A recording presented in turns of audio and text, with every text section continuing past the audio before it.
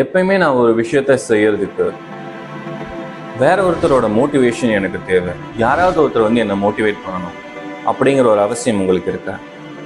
இல்லை, பெரும்பாலான சமயங்களில் நான் ரொம்ப சோர்வாக தான் ஃபீல் பண்ணேன். என்னால் செய்ய முடிஞ்ச விஷயங்களை கூட என்னால் செய்ய முடியல அப்படின்னு நீங்கள் ஃபீல் பண்ணுறீங்களா? சோர்வுக்கும் சோம்பேறித்தனத்துக்கும் பெரிய வித்தியாசம் இருக்குது. நான் இந்த இடத்துல சோர்வை தான் பேசுகிறேன், சோம்பேறித்தனத்தை பேசுகிறேன். அந்த மாதிரி ஒரு சோர்வு எப்பயுமே எனக்குள்ளே இருக்குது அப்படின்னு ஃபீல் பண்ணுற நபராக நீங்கள் இருந்தீங்க அப்படின்னா இந்த வீடியோவை பாருங்கள். Hi, I am professor Balu, psychologist and motivational speaker. நாம் எப்பயுமே அடுத்தவங்க ஒருத்தர் வந்து நம்மளை மோட்டிவேட் பண்ணணும் அப்படிங்கிற ஒரு எதிர்பார்ப்போடையே பேசிக்காகவே இருந்துட்டு இருக்கோம். சின்ன வயசுலேருந்தே நம்ம செய்யக்கூடிய ஒவ்வொரு விஷயத்துக்குமே மற்றவங்க நம்மளை மோட்டிவேட் பண்ணாதான் நம்மளால ப்ராக்ரெஸ் பண்ண முடியும் அப்படிங்கிற ஒரு எதிர்பார்ப்பை நம்ம மனசுக்குள்ளே எப்பயுமே வச்சுட்டு இருக்கோம். In other words, we are looking for some form of recognition. அவங்க நம்மளை வந்து ரெகக்னைஸ் பண்ணணும் அப்படிங்கிற ஒரு விஷயத்த நம்ம எதிர்பார்க்குறோம்.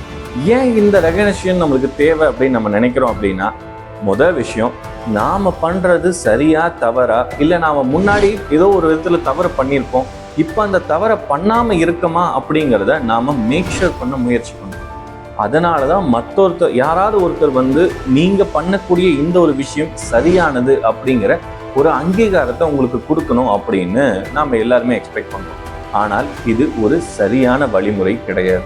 ஆனால் யார் ஒருத்தரும் யாரையும் வந்து ரெகக்னைஸ் பண்ணணும் இல்லை மோட்டிவேட் பண்ணணுங்கிற அவசியம் கிடையாது.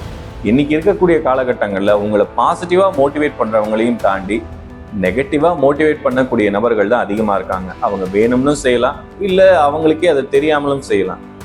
அந்த மாதிரி நம்மளை நெகட்டிவாக மோட்டிவேட் பண்ணக்கூடிய நபர்கள் நம்மளுக்கு ரொம்ப நெருங்கினவங்களா கூட இருக்கலாம். நம்மளால அவங்கள அவாய்ட் பண்ணவும் முடியாது, அவங்க சொல்கிற விஷயத்த அக்செப்ட் பண்ண மாட்டேன்னு நம்மளால சொல்ல முடியாது. சரி, ஓகே, அப்போ என்னை யாரும் மோட்டிவேட் பண்ண வேண்டிய அவசியம் இல்லை, நானே செல்ஃப் மோட்டிவேட்டடாக இருக்கிறதுக்கு என்ன வழி அப்படின்னா, எதுக்காக இந்த மோட்டிவேஷன் அப்படிங்கிற ஒன்று நீங்கள் எதிர்பார்க்குறீங்கிறத நீங்கள் தெளிவாக முதல்ல புரிஞ்சுக்கணும். ஆட்டோமேட்டிக்காக அந்த அண்டர்ஸ்டாண்டிங் உங்களுக்கு வந்துருச்சு அப்படின்னாலே இந்த மோட்டிவேஷன் எக்ஸ்பெக்ட் பண்ணுறோம் அப்படிங்கிற ஒரு விஷயத்துலேருந்து நீங்கள் தானாக வெளியே வந்துடுவீங்க. அது நம்ம ஆல்ரெடி சொன்ன மாதிரி, நான் முன்னாடி செஞ்ச தவறுகளை மறுபடியும் பண்ணிடக்கூடாது. ஏன்னா நம்ம சின்ன வயசுலேருந்தே சரியாக பண்ண விஷயங்களுக்கு நம்மளுக்கு கிடைத்த பாராட்டுகளை விட தப்பாக பண்ண விஷயங்களுக்கு கிடைச்ச தண்டனைகள் தான் எப்பவுமே அதிகமாக இருக்கும்.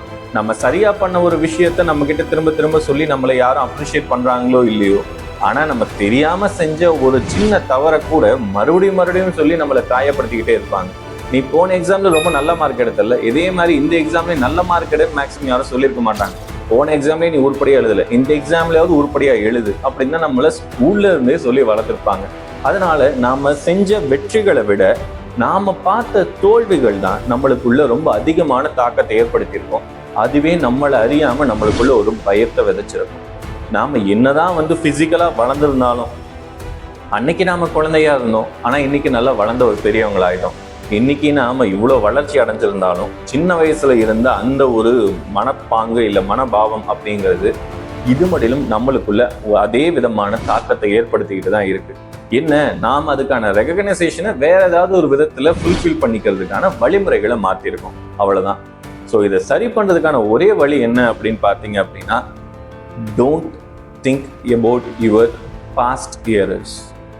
நீங்க அன்னைக்கு ஒரு குழந்தையா இருந்தீங்க, இல்லை அன்னைக்கு ஒரு சின்ன பையனாவோ சின்ன பொண்ணாவோ இருந்தீங்க, அன்னைக்கு உங்களுக்கு தெரிஞ்ச விஷயங்கள் ரொம்ப கம்மி தான், உங்களுடைய புரிதல் அளவு ரொம்ப கம்மியாக தான் இருந்தது.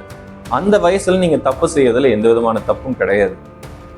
ஆனால் இன்னைக்கு நாம நல்ல ஒரு வளர்ந்த நபர்களா இருக்கோம், நம்மளுக்கு நிறைய விஷயங்கள் தெரியும்.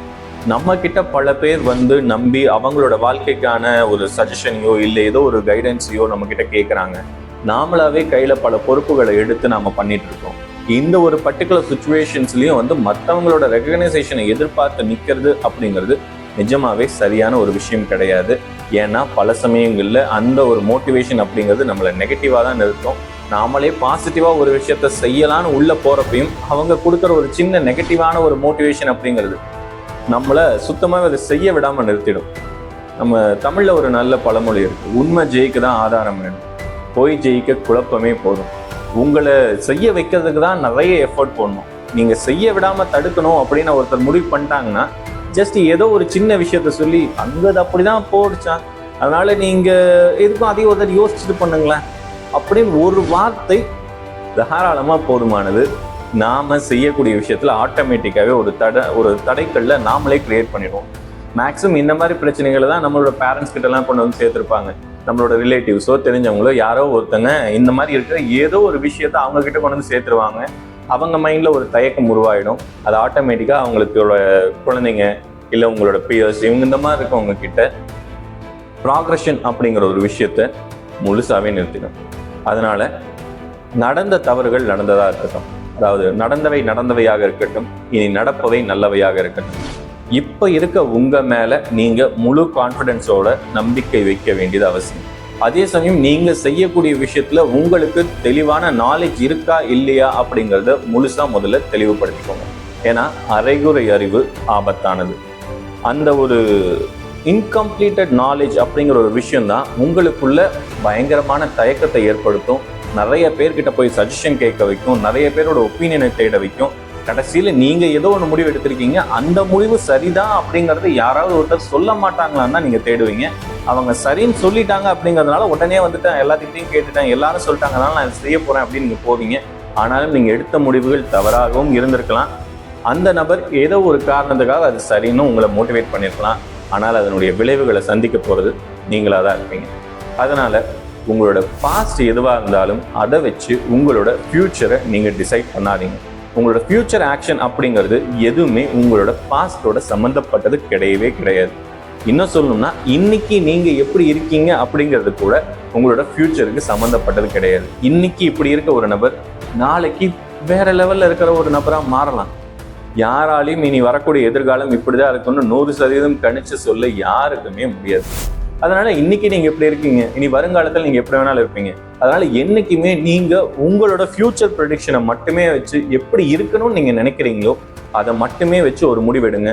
உங்களோட பாஸ்ட்டை வச்சோ இல்லை உங்களை சுற்றி இருக்கவங்க உங்களை மோட்டிவேட் பண்றாங்க இல்லை நெகட்டிவா மோட்டிவேட் பண்றாங்க அப்படிங்கிற காரணங்களை வச்சோ என்னைக்குமே உங்க வாழ்க்கையில ஒரு முடிவை எடுக்காதீங்க.